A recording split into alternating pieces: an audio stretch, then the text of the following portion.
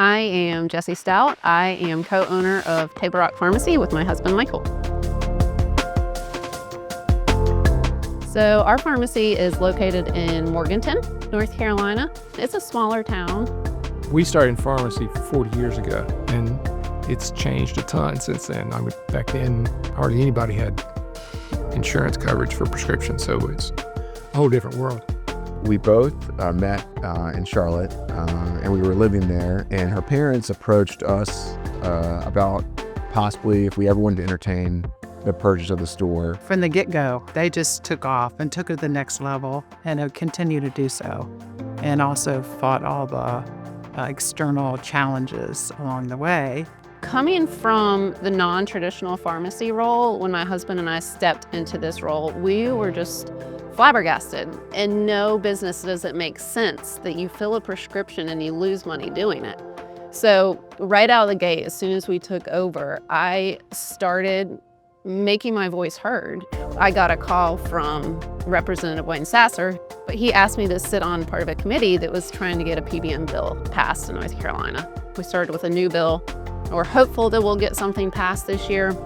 But I think the most important thing is just to educate and make it simple for those not in the pharmacy world to understand is something that I've become passionate about. She wants to do right by everyone, whether that's finding with an insurance company over a copay, getting more information for a patient, getting refills for a patient who's been out.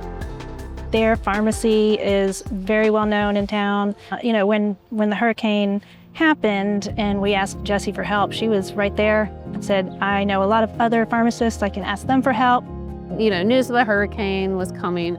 We did not think it was going to be like it was, nearly as bad. I don't think anybody really predicted how bad it was going to be. The hurricane was a surreal kind of weather event. But we kept working until we lost power.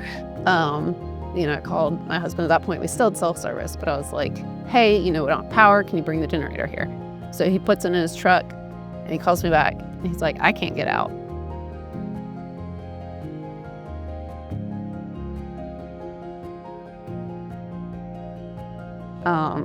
There were just trees down everywhere. So he ended up putting it in the wheelbarrow and dodging around these fallen power lines and trees.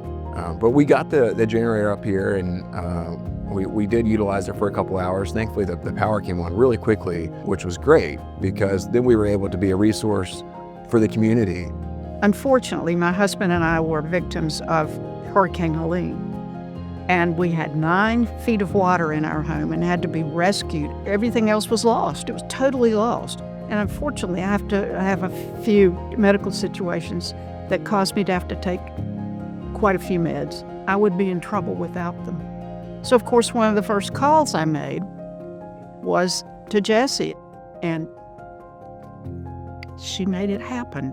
It was as if she were a family member looking after one of her relatives. I'm not completely surprised that she's up for this nomination. Jessi is very passionate in whatever she does, and it's kind of humbling to know that we've been able to kind of carry on that, her family's legacy of their store and kind of bring it to new heights.